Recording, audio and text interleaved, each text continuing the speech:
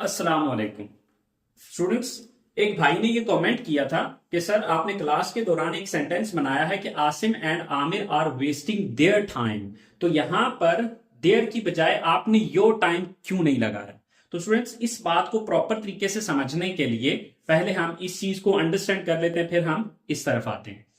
देखिए, अगर तो उर्दू जुमले के अंदर मेरा मेरी मेरे हो तो हम समझ जाते हैं कि भाई इसकी इंग्लिश माई होगी। हमारा हमारी हमारे है तो अर, तुम्हारा तुम्हारी तुम्हारे, या आपका आपकी आपके है तो योर है, उनका उनकी उनके तो देयर है, उसका उसकी उसके हिज या हर होता है, इसका इसकी इसके तो इट्स होता है। तो अगर कोई सिंगुलर नाउन होता है तो फिर ये इसकी पोजेशन शो करने के लिए हम प्रोनाउंस का इस्तेमाल करते हैं।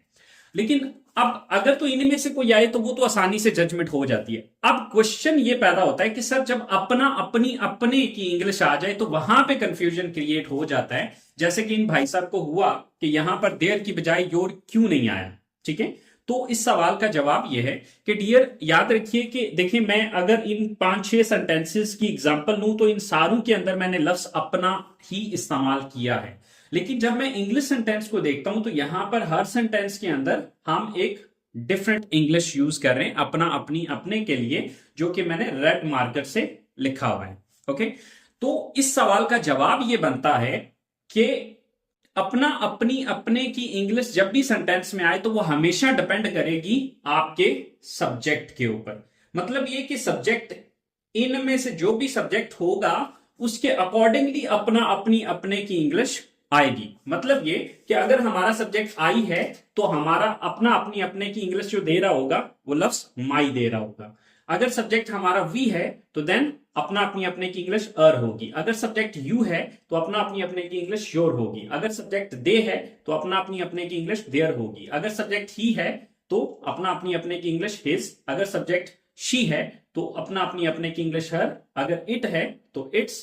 अगर सिंगुलर नाउन है, सिंगुलर नाउन से मुराद ये होती है कि एक नाम, सिंगल नेम। ओके, अब अगर वो नेम लड़के का है तो हिज, अगर वो नेम लड़की का है या फीमेल का है तो देन हर आएगा।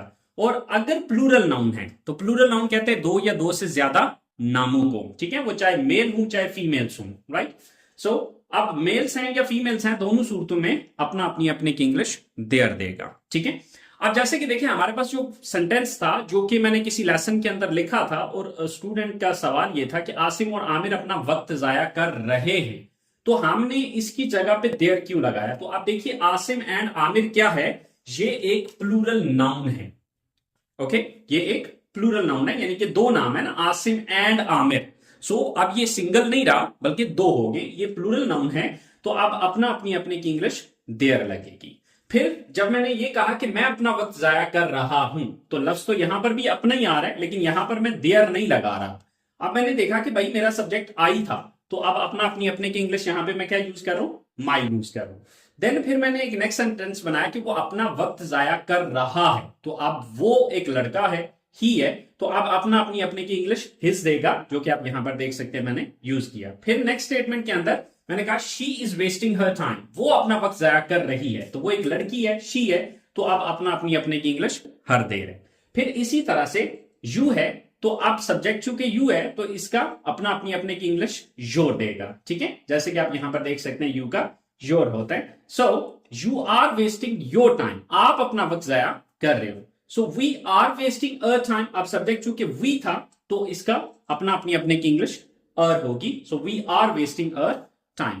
तो आई होप सो स्टूडेंट्स आपको ये चीज समझ में आ गई होगी, और जिन भाई ने ये मैसेज किया था मुझे, आई होप सो उनको भी ये बात क्लैरिफाई होगी कि अपना अपनी अपने की इंग्लिश हमेशा डिपेंड करेगी आपके सब्जेक्ट के ऊपर। तो सब्जेक्ट जो होगा उसके अकॉर्डिंगली आप उसके सामने जो वर्ड लिखा हुआ है आप उसका यूज करेंगे।